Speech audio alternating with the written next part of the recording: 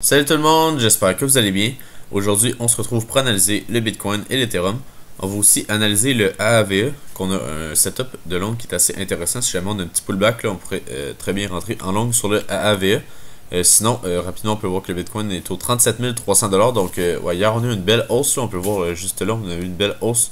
Dans le fond, on a eu un petit short squeeze. On a aussi l'Ethereum qui a aussi bien pump hier. L'Ethereum est beaucoup plus fort en ce moment que le Bitcoin. Donc, on va aller directement checker ça sur TradingView. Juste avant, par exemple, si vous voulez, si vous n'avez pas encore de compte TradingView, dans le fond, vous pouvez juste avoir un compte qui est gratuit. Mais si jamais ça vous tente d'avoir un compte qui est payant, donc vous pouvez avoir, par exemple, pas d'annonce, il y a différents trucs. Vous pouvez avoir les volumes profile. Vous pouvez aussi avoir d'autres indicateurs qui ne sont pas inclus dans le TradingView qui est gratuit. Donc, si jamais ça vous intéresse, vous pouvez aller checker en description. J'ai laissé un lien pour aller vous inscrire. Donc, si on regarde en daily, on peut voir que ça n'a pas beaucoup bougé si on regarde juste le daily sur le Bitcoin. Dans le fond, on a juste eu la chandelle ici qui a fait un 4,70% hier.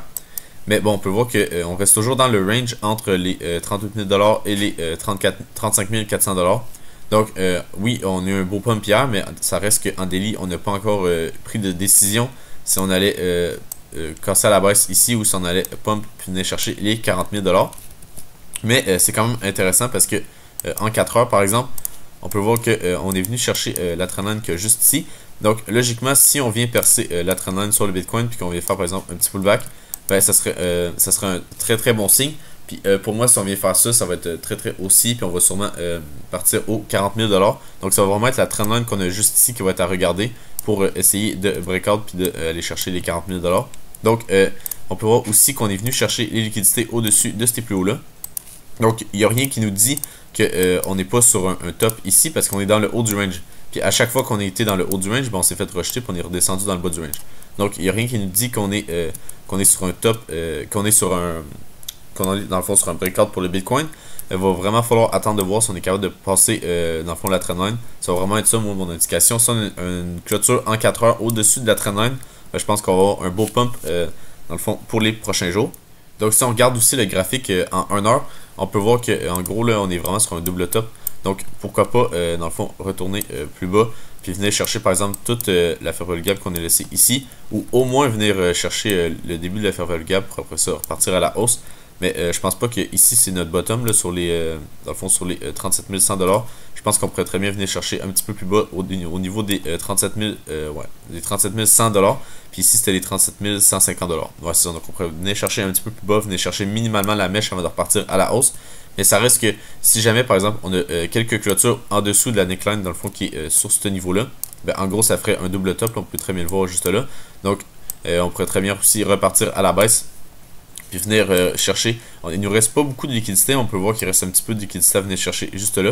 Mais ouais, c'est ça. Si jamais on vient repartir à la baisse, je pense que dans le fond, les liquidités à venir chercher, ça va être le plus bas qu'on a juste là, au 35 100$. Parce que sur le dump qu'on a fait ici, on n'est pas venu chercher les liquidités. On est venu chercher au plus bas, dans le fond, cette mèche-là qu'on avait juste ici. Donc ça m'a étonné un petit peu. Là. Je pensais vraiment qu'on allait retourner une dernière fois puis faire un genre de double bottom ici. Pour ensuite repartir à la hausse, mais c'est pas ça qu'on a eu. On a eu direct un beau pump. C'est aussi parce qu'il y avait beaucoup de shorts.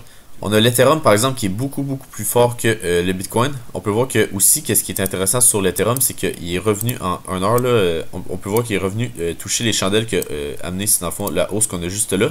Donc c'est très intéressant parce qu'en gros on est déjà venu retester l'Ethereum un niveau qui est intéressant pour repartir à la hausse. Bon là j'ai l'annonce de Black Friday, mais en gros c'est que on pourrait très bien revenir chercher les liquidités au-dessus des 2170$ pour l'Ethereum, donc au-dessus de ce niveau-là. Ça serait pas du tout déconnant. Puis en gros, c'est que pour moi, c'est très bullish en ce moment parce que si on passe par exemple en 4 heures, on a cassé la trendline 4 heures. Donc pourquoi pas venir faire un dernier plus bas, venir s'accoter sur la trendline avant de repartir à la hausse. Mais c'est pas non plus une obligation parce que comme je vous disais, on est venu chercher des niveaux de demande en 1 heure, donc pourquoi pas juste repartir à la hausse directement. On a aussi, je voulais vous montrer en weekly sur l'Ethereum, par exemple, si vous vous demandez, par exemple, est-ce que je devrais acheter du Bitcoin ou de l'Ethereum en ce moment en weekly, donc dans le fond plus sur du long terme, ben, personnellement, je serais plus de vous dire d'acheter de l'Ethereum que du Bitcoin, c'est sûr que vous faites ce que vous voulez, mais pourquoi je vous dis ça, c'est simplement parce que si on prend le Bitcoin, on est déjà, dans le fond, on a déjà passé les 0,382 de son mouvement. Donc, on est environ ici là, sur le Bitcoin, tandis que sur l'Ethereum, on n'a même pas breakout, par exemple, du niveau des 30 000 $ pour le Bitcoin. Donc, c'est beaucoup plus intéressant d'acheter l'Ethereum, à mon avis, en ce moment. Et on peut voir aussi que, en gros, si on fait, dans le fond, si on prend voyons, qu'on calcule le pourcentage de hausse à son ATH, on est sur un 137%. Tandis que si on va voir sur le Bitcoin, puis on fait la même chose, donc si on prend d'ici à là, on est sur un 83%. Donc on est vraiment, on va vraiment avoir une meilleure performance de l'Ethereum si on achète l'Ethereum en ce moment, puis qu'on target par exemple l'ATH ou plus haut. Là. Je pense que l'Ethereum va dépasser son ATH facilement durant le prochain bull run. Si aussi, dans le fond, ce qui est aussi intéressant, c'est que l'Ethereum Bitcoin en weekly tient beaucoup plus, dans le fond, sur le bas du range que qu'est-ce que je m'attendais. Donc personnellement, qu'est-ce que je vais faire, c'est que je vais attendre. Puis si jamais on vient, dans le fond, réintégrer, dans le fond, la ligne qu'on a ici, parce qu'on peut voir qu'ici qu'on a fait une déviation. Donc pourquoi pas qu'ici c'est juste une deuxième déviation, puis qu'on repart à la hausse sur Ethereum Bitcoin. Ça m'étonnerait pas du tout, dans le fond, ça concorderait en même temps avec, dans le fond, ça concorderait avec l'Ethereum qui repart à la hausse puis qui surperforme le reste du marché. Donc pourquoi pas qu'on va avoir une belle surperformance de l'Ethereum par rapport au Bitcoin. Ça se pourrait très bien. C'est pas le scénario que je privilégie. Personnellement, j'aimerais bien voir un breakout, puis au moins faire une déviation complète de cette mèche-là. Donc par exemple, on peut se mettre une ligne ici, faire une vraie déviation, on vient chercher ici, puis après ça on part à la hausse. C'est sûr que par exemple pour moi, le meilleur cas, ça serait de revenir encore plus bas, puis venir chercher ce niveau-là avant de repartir à la hausse. Parce qu'en gros, qu'est-ce que ça nous permettrait de faire? Ça nous permettrait de changer un petit peu de nos Bitcoin en Ethereum. Donc ça nous permettrait après ça de surperformer le Bitcoin avec de l'Ethereum. Donc, pourquoi pas ici d'en changer un petit peu si jamais on vient faire une belle réintégration du range pour ensuite aller targeter dans le fond, là, ça serait vraiment du long terme. Mais pourquoi pas aller targeter dans le fond ces niveaux-là sur le prochain bull run. Donc, pourquoi pas qu'on breakout ici durant le prochain bull run puis qu'on vient chercher ce niveau-là. Donc, ça nous permettrait en même temps d'avoir une belle performance si on achète ici, on transfère nos Bitcoin en Ethereum vers ce niveau-là, on pourrait avoir un 160% de gain. Aussi, c'est très intéressant ce que le Nasdaq nous fait en ce moment. Il est très bullish. On peut voir, il est juste là qu'on a cassé dans le fond la trendline qu'on avait juste ici.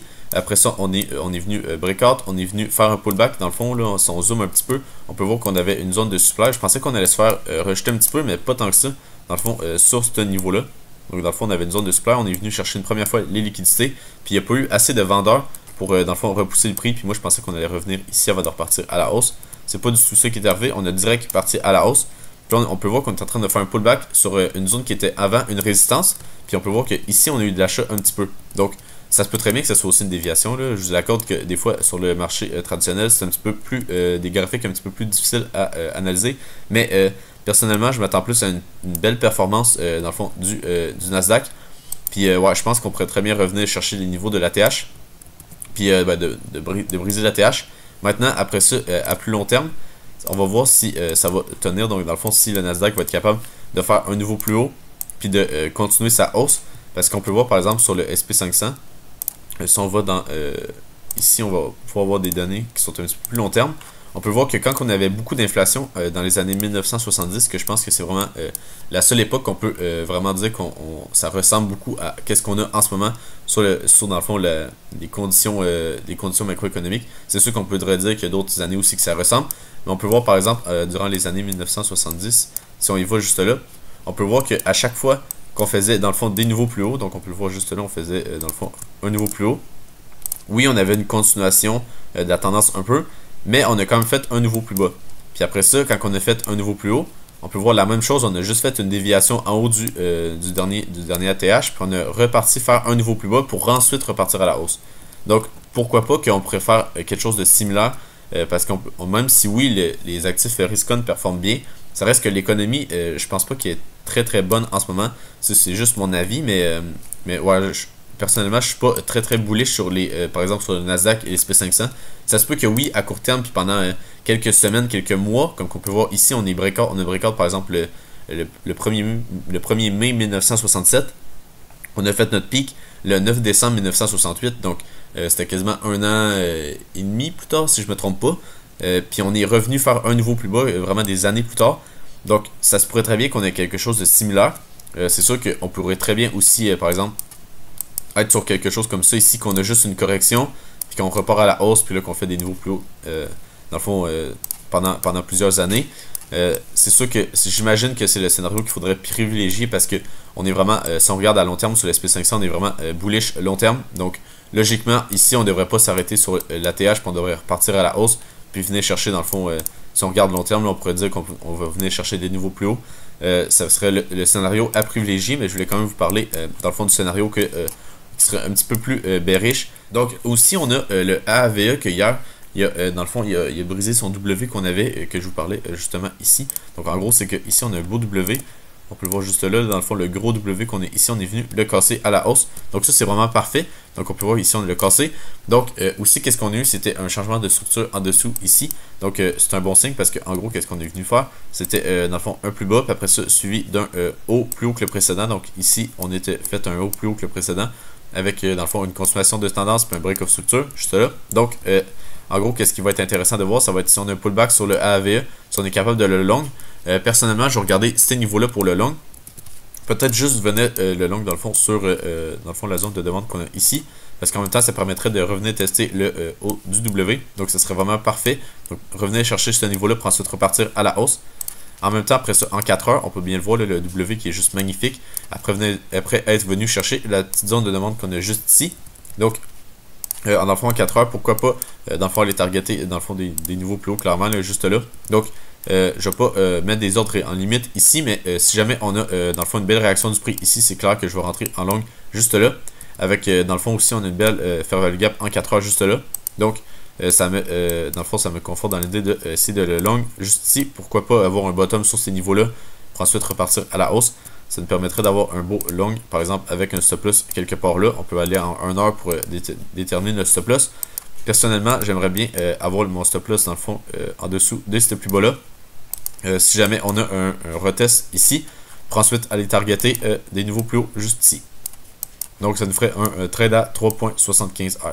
Donc, si on passe sur, dans le fond, l'order flow du Bitcoin, en H1, on peut voir que qu'est-ce qui m'encourage pas vraiment à long en ce moment, c'est que, comme je vous disais, on a peut-être encore un petit peu de liquidité, puis dans le fond, la fair value gap en 1 heure à venir chercher sur les Bitcoin.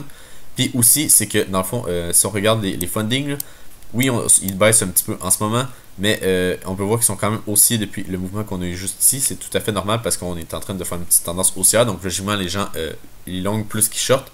On peut voir aussi que dans le fond, Coinbase, dans le fond, ça c'est le CVD de Coinbase, a commencé à racheter. On peut voir qu'il y a vraiment, dans le fond, ça c'était la journée du 20 et 21 novembre. On peut voir qu'ils ont vraiment ils ont vraiment vendu, puis là ils commencent à racheter. Donc ça c'est un bon signe. Puis comme on peut voir sur Binance, dans le fond, ça c'est en jaune Binance. Dans le fond, on n'a rien qui se passe, et Binance continue à vendre. Donc ça va être intéressant de voir qu'est-ce qui va se passer. Si jamais Binance et Coinbase peuvent commencer à racheter en spot, ça va vraiment être très explosif à mon avis. Puis on va venir chercher des niveaux plus hauts sur l'année pour le Bitcoin. Par exemple, regardez la différence avec l'Ethereum. C'est pour ça que pour moi, l'Ethereum en ce moment, c'est vraiment l'actif qui est le plus intéressant à trader. On a vraiment une très belle performance d'Ethereum en ce moment. Donc pourquoi pas venir chercher dans le fond des niveaux plus hauts sur l'Ethereum, venir chercher toutes les liquidités plus haut. On peut voir ici que l'open interest est vraiment augmenté dans les derniers jours. Donc personnellement, j'aimerais bien voir dans le fond des niveaux plus hauts sur l'Ethereum. Avec aussi, on peut voir le CVD qui est vraiment très acheteur en ce moment sur Coinbase. Donc je pense que la tendance ne va pas s'arrêter ici. Donc j'aimerais vraiment ça, avoir un long sur l'Ethereum pour ensuite aller targeter beaucoup plus haut. Mais pour l'instant, j'en ai pas vraiment. Si on a un pullback à plus court terme, c'est sûr qu'on va pouvoir essayer de long l'Ethereum, ça c'est sûr et certain. Sinon, sur les fundings, rapidement, on peut voir qu'ils sont à 0.01 sur Binance, à 0.01 sur Ethereum, Binance sur Ethereum. Donc, on n'a pas grand-chose qui se passe là-dessus. Sinon, on peut passer sur les liquidations. On peut voir qu'hier, on est venu en chercher quelques-unes sur Bitcoin. Mais on en a, le gros des liquidations est encore au 38 000 $. Donc, je pense qu'on va avoir encore un petit mouvement haussier sur le Bitcoin, puis venir chercher les 38 000 $ assez facilement. Donc aussi on peut voir sur l'Ethereum qu'on en a beaucoup juste au-dessus du prix des liquidations. Donc je pense que c'est très haussier en ce moment. Puis peut-être ça va être intéressant finalement de prendre un petit long sur l'Ethereum. En gros je vais vous expliquer pourquoi. Dans le fond en voyant le nombre de liquidations qu'on a juste ici. Dans le fond c'est qu'est-ce qu'on pourrait se dire, c'est que ça ici c'était notre recherche de liquidité puis qu'on ne reviendra pas plus bas comme que je vous disais. Parce qu'on dans le fond on est venu chercher le petit niveau de demande qu'on a juste là. Donc ici on a notre niveau de demande, on peut le marquer juste ici. Donc pourquoi pas que ça ici c'était vraiment dans le fond juste une recherche de liquidité des plus bas qu'on avait juste là. Donc pourquoi pas que ici on part directement à la hausse ça pourrait être une possibilité. Puis en gros, qu'est-ce qu'on pourrait faire, ça serait simplement d'avoir un long ici. Dans le fond, on est aussi dans le bas du range, dans le fond, dans le petit range qu'on a ici. On est situé dans le bas du range, donc c'est un trade qui est correct aussi. On n'est pas, par exemple, dans le haut du range ici. Donc, on pourrait, par exemple, rentrer sur ce niveau-là. On peut dire aussi que c'est un retest du sommet qu'on a juste ici. Puis on a beaucoup de liquidités à venir chercher là. Aussi, qu'est-ce qu'on peut voir, c'est que, dans le fond, c'est qu'on n'est pas venu chercher les liquidités. On a laissé la poche de liquidité qu'on avait juste là, puis qu'on peut l'avoir, dans le fond, sur les liquidations. Donc, pourquoi pas que qu'on vienne chercher, dans le fond, qu'on vienne long ici, avec une target sur les 2170 $. Ça nous ferait un 4.8 heures. Donc, ouais, je pense que ça pourrait être intéressant comme trade. Puis sinon, si jamais ça ne tient pas comme trade, je pense qu'on va avoir un autre trade en long. Ça serait par exemple d'attendre un retest de la trendline qu'on a juste là. Donc, à voir qu'est-ce qui va se passer. Mais peut-être que je vais essayer de rentrer en long, dans le fond, sur ce trade-là, en voyant le nombre de liquidations qu'on a plus au nord à venir chercher. Sinon, on peut finir aussi sur, dans le fond, l'order book de Binance en spot pour le Bitcoin. Donc, on peut voir par exemple qu'est-ce qui n'est pas très bon signe, c'est qu'on est en train de faire un double top. Et en plus de ça, on a littéralement zéro ordre limite, dans le fond, en dessous du prix. Donc, c'est pas un très bon signe, ça veut dire qu'il n'y a pas beaucoup d'acheteurs. On peut voir, par exemple, ouais, on peut voir qu'on en a un petit peu ici. Je sais pas pourquoi, des fois, quand on bouge, dans le fond, les petites échelles ici, il y en a qui apparaissent pas. Mais là, on peut en avoir ici un petit peu, dans le fond, c'est 36 500 $. Mais j'aimerais mieux qu'on ait un petit peu plus d'ordre d'achat plus proche du prix. Donc ça va être vraiment très bullish si on a ça. Puis on peut voir encore une fois, ceux-là qui veulent vendre aux 38 000 $, ils ont remis leurs ordres encore une fois. On peut voir qu'il y en a quelques-unes ici qui se sont faites fill.